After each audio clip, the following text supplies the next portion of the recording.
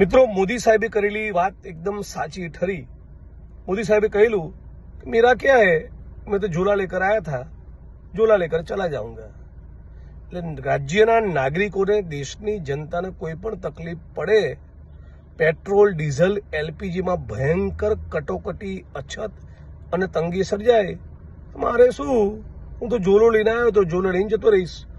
Same પરિસ્થિતિનું નિર્માણ ગુજરાતમાં થયું છે। ગઈકાલે તો પેટ્રોલ પંપ પર લોકો બથમ બથાઈ ગયા, એકબીજાને મારવા લીધા। અકલ્પનીય લાંબી લાંબી લાઈનો છે। અમદાવાદમાં, બરોડામાં, ગાંધીનગરમાં દોઢ બે કલાક સુધી પેટ્રોલ પંપો પર ચક્કાજામ રહ્યો, અને છતાં સરકાર નરેન્દ્રભાઈના સ્વભાવ મુજબ સદંતર ધરાર જૂઠ બોલી રહી છે। કારણ કે કોઈ જ તકલીફ નથી, કોઈ જ પ્રશ્ન થવાનો નથી। પેટ્રોલ, ડીઝલ, એલપીજી બધું પર્યાપ્ત છે।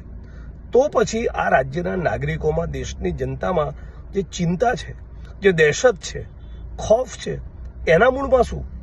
કાં તો એનો મતલબ એવો થયો કે રાજ્યની જનતાને, દેશની જનતાને તમારામાં ટ્રસ્ટ, તમારામાં ભરોસો નથી। મુખ્યમંત્રી, પ્રધાનમંત્રી, ગૃહમંત્રીની વાતમાં રાજ્યની જનતાને ભરોસો હોત તો પેટ્રોલ પંપની બહાર આટલી બધી લાંબી લાઈનો ના થતી હોત। આજે એલપીજી સિલિન્ડરની આટલો કાળા બજારી ના થતો હોત। 3-3 હજારના ભાવ એક ગેસના સિલિન્ડર ના બોલાતા હોય। મતલબ કે ક્યાંક ને ક્યાંક ભારતીય જનતા પાર્ટીની સરકાર, એ કોરોનાનો સમય હોય, નોટબંધી હોય કે અત્યારની કટોકટી હોય, નાગરિકોને લાઈનમાં ઉભા રાખવા સિવાય કોઈ ધંધો આમની જોડે નથી। હું આશા રાખું છું કે ગુજરાતની જનતા એટલીસ્ટ હવે તો અમને ઓળખી જાય।